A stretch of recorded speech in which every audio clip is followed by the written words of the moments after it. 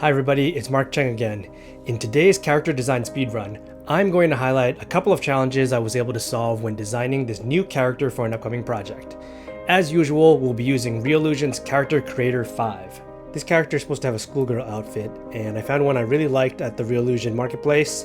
So I'm really liking the outfit. It looks iconic, it matches the character sketches, but I know that this character is going to be doing a lot of leaps into the air, roundhouse kicks, spins, and tumbles, and so I know I want to put some spandex shorts on her because I don't want to get in trouble downstream and have my camera angles limited. So there's a lot of ways to solve this, and here's mine. So what you're seeing me do here is adding a arm tattoo to the body and moving that tattoo from the arm to the full body portion of the mesh, and making duplicates and repositioning that tattoo so that it looks like our character is wearing spandex shorts. My main goal here is that in those instances when the character is flying through the air quickly or doing these rapid kicks and the skirt kicks up a little bit, is to just make it dark and not draw attention. That's essentially my goal as the designer right here. And I'm actually going to make the color match that of the skirt so that everything basically looks like a shadow and blends together when she's kicking quickly.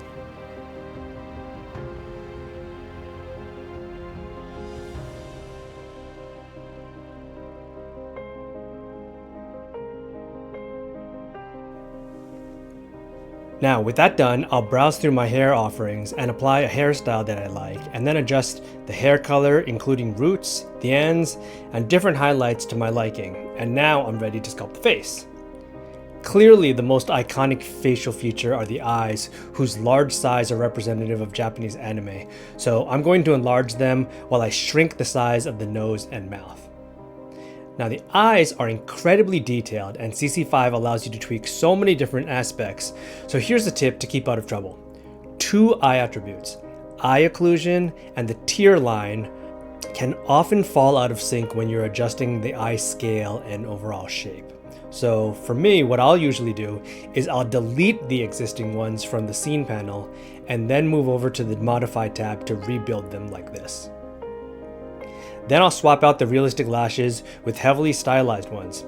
CC5 can achieve such a high level of realism that to create my manga-inspired character actually involves pulling away from some of that realism and using the library's more simplified and stylized look.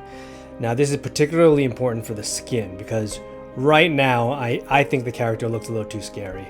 Looks a little vaguely terrifying and really is occupying that uncanny valley, and in this case scary uncanny valley, and so I'm going to add a simplified skin profile that I think works really well.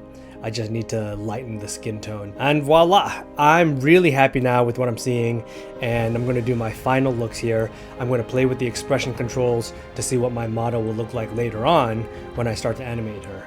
So CC5's facial settings let me intuitively adjust her expressions.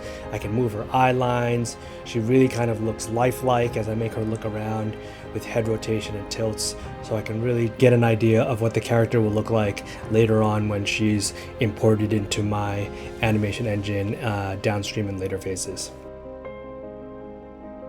Okay, that's it for this video. Thanks for watching.